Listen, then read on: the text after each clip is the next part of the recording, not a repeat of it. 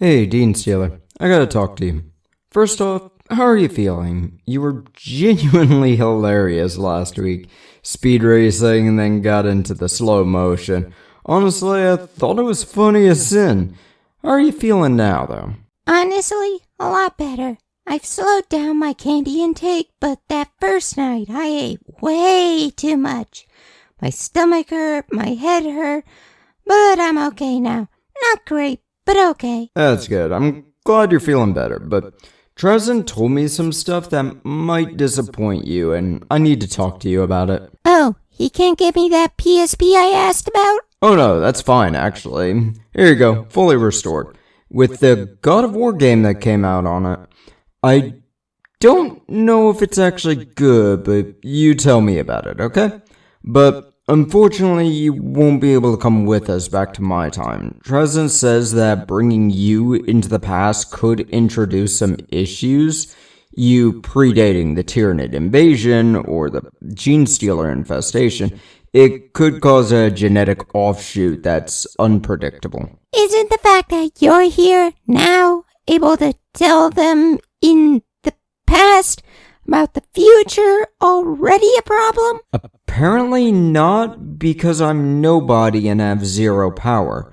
But you're a literal disease made of disease with diseases while diseasing others while being diseased. So you could cause a plague, then make any survivors immune to the plague, leading to the Tyranid situation not being possible, which could lead to multiple unknowns in their timeline. But bringing Darren and Wutya into the past won't be a problem? Well, they're both sterile, so no problem there. They won't reproduce or cause any sort of infection across the human race, so no more issues there. But I'm mostly concerned about you. You'll lose me, Margaret, Wutya, and Darren. I want to know how you'll do. Honestly, I'm cool with that. I genuinely don't like a single one of you and would want one of two options. You're gone or dead. So this is a blessing to me. I can understand that. Con and I did nothing but fight while we were working together, so I can understand and respect the honesty. I hope things go well for you. Thanks, David. I can respect you, but I genuinely don't like you. You're slow, tired, and just not fun. You pause a lot and seem to have trouble speaking. You know, you're right. I've been working on that, but I haven't made much in the way of progress. When not scripted, I can speak with more gusto, but I'm not too great at talking about these subjects without something to keep me on track, since every time I do talk without a script, I go off on a multiple paragraph off-topic subject. But let's get into the subject of this video, Warhammer Wednesday video, and I've got an odd idea for the subject. Of course, I know of at least one who made a similar video, and I half expect the Aussie to claim I'm copying him, or am a machine, or some shit. He's got a habit of doing that, and was doing it again the other day as of writing this script. We'll find out! So, what's the subject in question? The paradox of Slaanesh. His retcons, his domains, and all that. So, who is Slaanesh? Well, during 1st edition and Fantasy, Slaanesh was the chaos deity of sex, drugs, and all around the sort of stuff your public school teacher probably does on the weekend, sometimes during classes too. But now he's known as the chaos god of excess. But why that change? Well, it's a rather simple answer.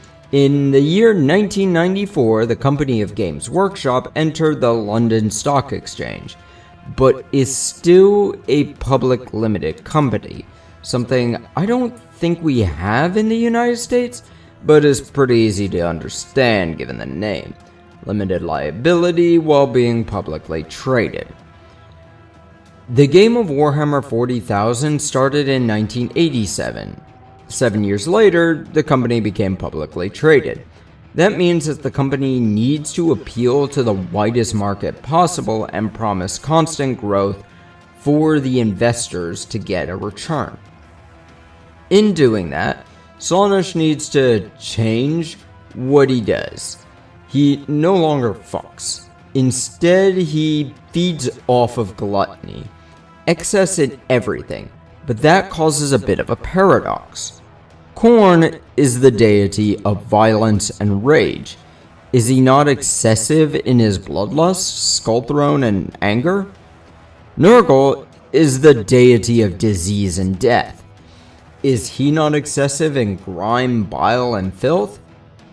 Tzeentch is the deity of schemes and plans. Is he not excessive in plot twists and backstabbings? Then we've got Malice, but that's a copyright issue ultimately, so we'll ignore the best Chaos God in this.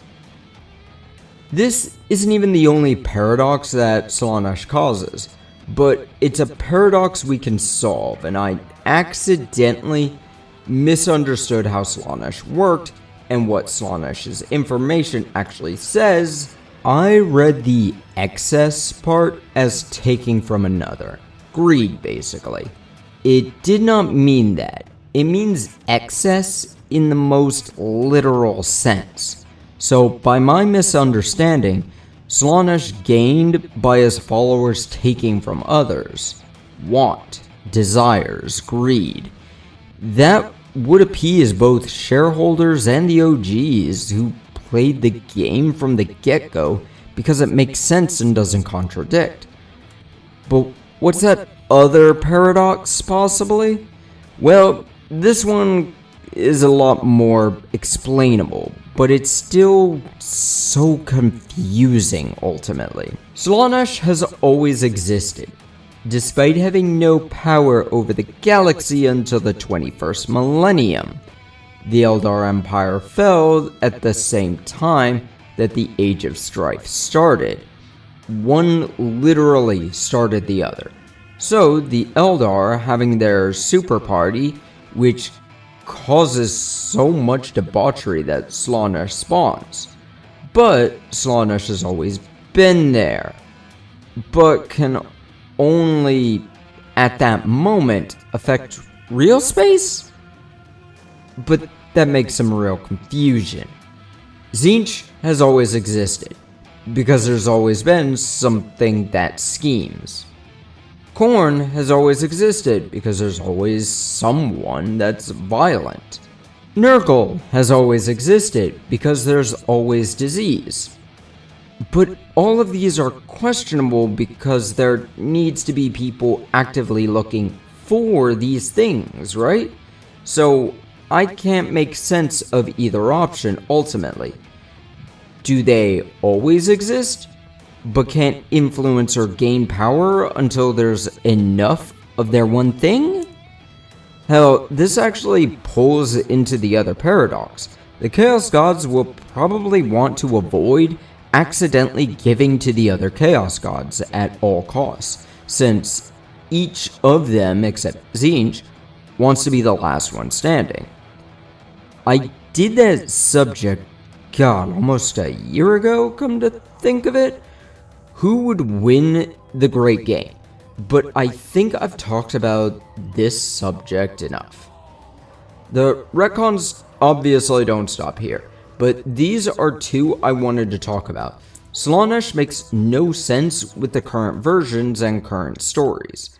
That being said, this game turns 40 next year, so it's gotta be a nightmare to keep things in a straight line, especially with a dozen writers involved in codex lore, book lore, show lore, video game lore, and tabletop rules too. And none of these groups seem to know anything about one another. That's all I got to say about this. I mean, no, it's not. I've got a lot more to say about this, but I'm already hitting that 10-minute mark, and I just don't want to do any more work than I've already done already, so shove off.